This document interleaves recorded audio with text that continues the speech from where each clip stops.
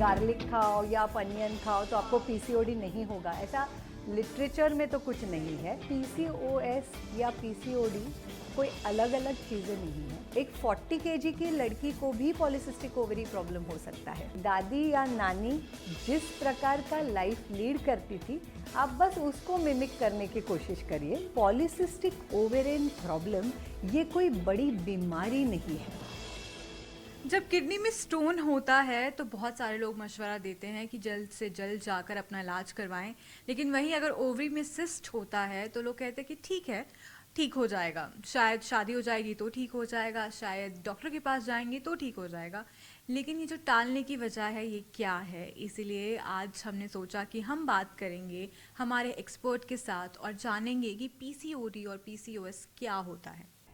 Hello ma'am, आपका स्वागत है। लेट मी फर्स्ट से कि पीसीओएस या पीसीओडी कोई अलग अलग चीज़ें नहीं हैं, ये एक ही चीज़ है।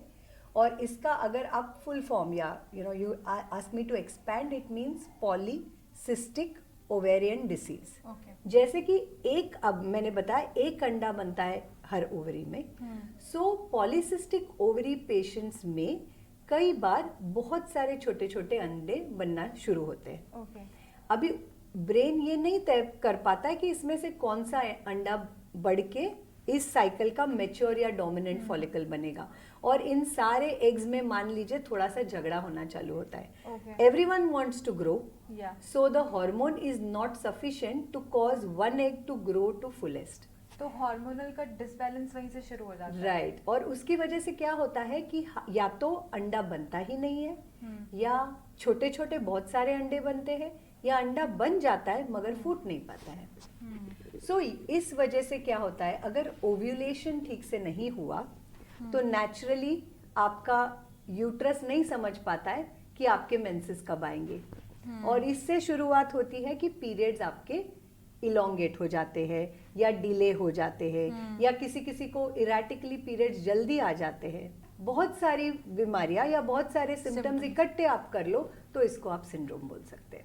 सो बेसिकली इसके अगर मैं सिम्टम्स की बात करूं या कॉजेस की बात करूं, और मैं इसे रिकग्नाइज कैसे कर सकती हूँ एज अ पेशेंट, राइट, तो इसके बारे में बताइए आप।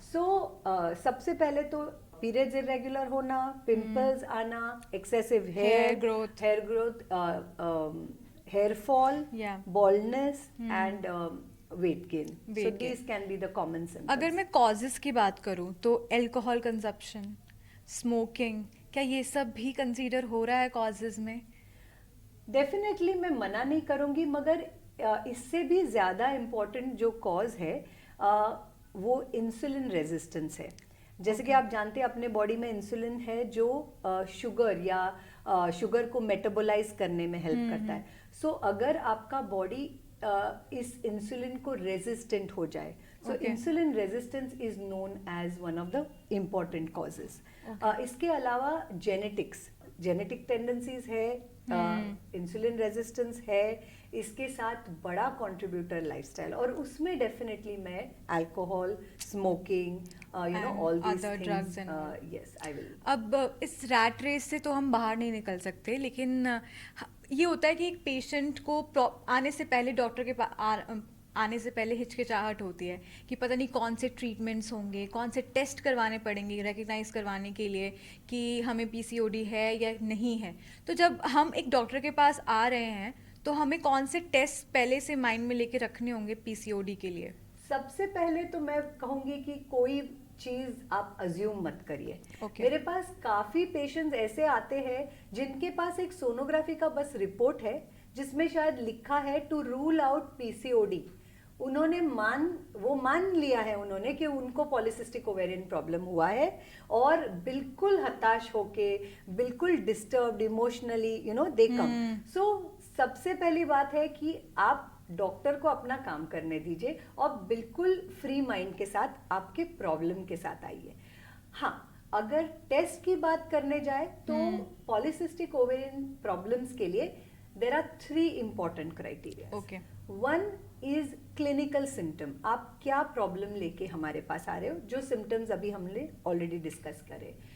उसके साथ जब हम आपको एग्जामिन करते हैं तो भी हम उसमें थोड़ा वैल्यू ऐड करते हैं कि वेस्ट हिप रेशियो क्या है, बीएमआई क्या है, एक्सेसिव हेयर हमें कहाँ कहाँ दिख रहा है, you know all these things are taken into account. So clinical features is one very important thing. Okay. Second is the sonography. Sonography. Now sonography should show that your ovaries are very bulky और Okay. ovaries में बहुत सारे unbroken eggs हैं. They are usually arranged in a chain fashion around the periphery.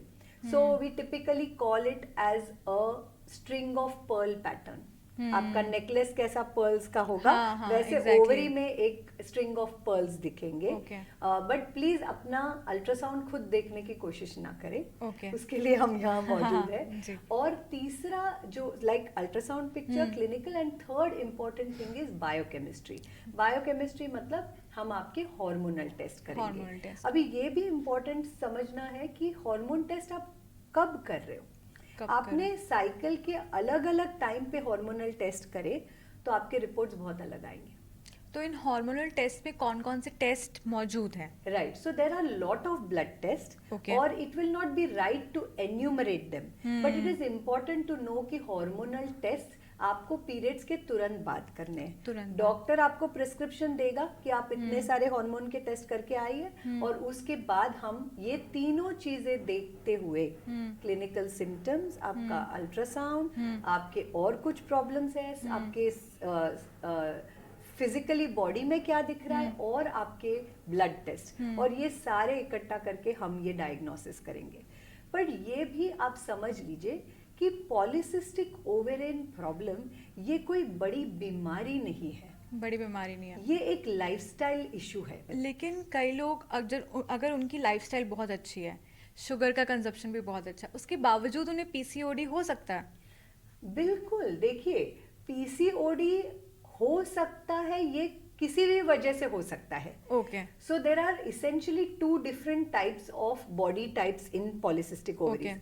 There is a large group, बड़ा group है जिसको हम obese PCOS बोलते हैं, कि जो उनका वेट जेन्युइनली ज्यादा है, बीएमआई ज्यादा है, but thin lean type of polycystic ovarian patients भी होते हैं. और मिड टाइप बॉडी के नहीं होते. मिड टाइप किसी भी को हो सकता है पॉलीसिस्टिक. एग्जैक्टली. बट जैसे कि अभी मैंने बताया, एक 40 केजी की लड़की को भी पॉलीसिस्टिक ओवरी प्रॉब्लम हो सकता है, और 80 केजीज को भी हो सकता है. 80 केजीज को तो डेफिनेटली हो सकता है, 60 केजीज को भी हो सकता है. तो इम्पॉर्टेंट है कि इसको हम प्रिवेंट कैसे करें, अपने लाइफस्टाइल को बेटर कैसे करें, और हो सके जितने भी हार्मोनल प्रॉब्लम्स है उसको हम कंट्रोल में कैसे रख सके. That is more important. एक और सवाल बार बार आता है कि पीसीओडी वाले पेशेंट्स जो हैं, क्या वो कंसीव कर सकते हैं? Very nice, very beautiful question. आप बहुत अच्छे से रिसर्च करके आई है. सो जैसे कि मैंने स्टार्टिंग में बताया, फिजियोलॉजी, हर एक महीने में एक अंडा बनना चाहिए और वो फूटना चाहिए, जिसको हम ओव्यूलेशन बोलते हैं.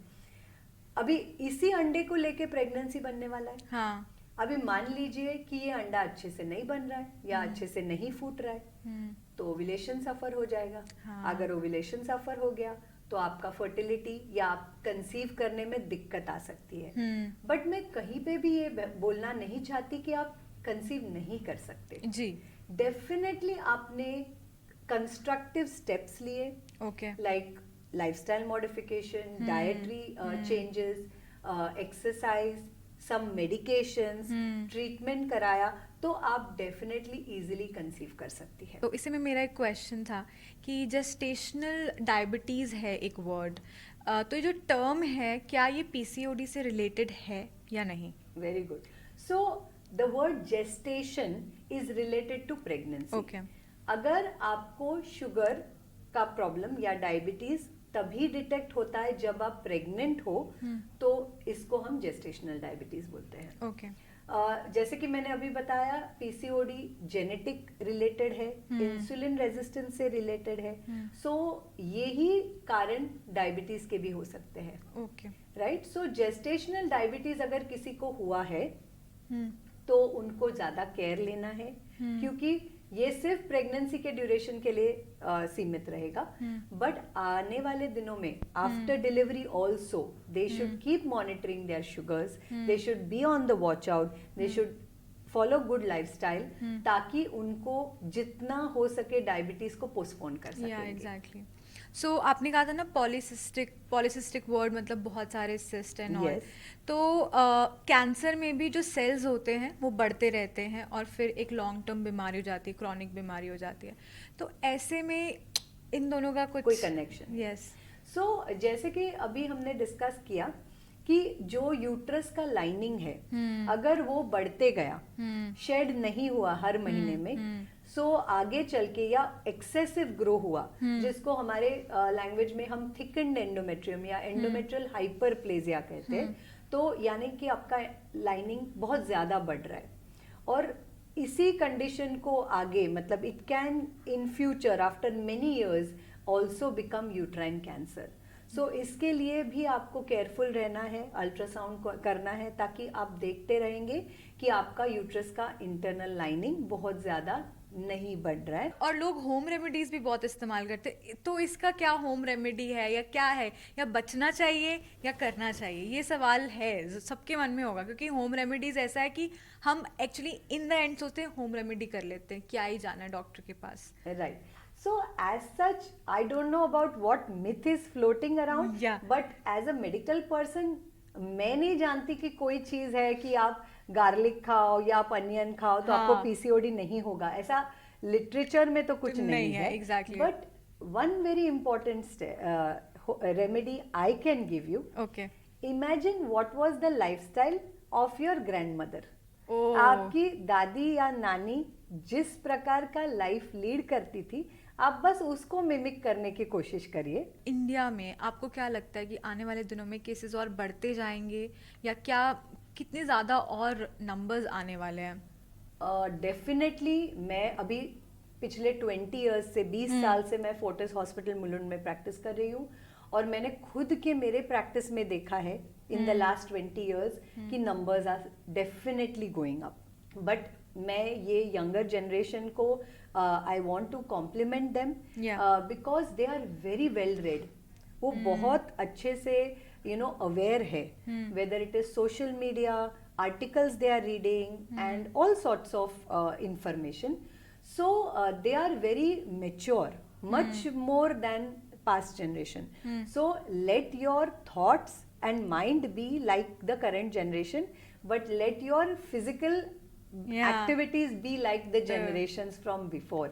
And if we are able to do this combination, then I think India will very quickly be able to reduce or curb these numbers. जैसा कि आपने सुना कि इंडिया में वो पोटेंशियल है इन सारी प्रॉब्लम से जूझने के लिए। पीसीओडी कम हो सकता है अगर आप अपने लाइफस्टाइल में थोड़े से चेंजेस करें, थोड़ी सी शुरुआत करें, पहला कदम रखें, तो शायद पीसीओडी के जो नंबर्स हैं वो डिक्लाइन रेट में जाएंगे, ना कि इंक्रीमेंट रेट में।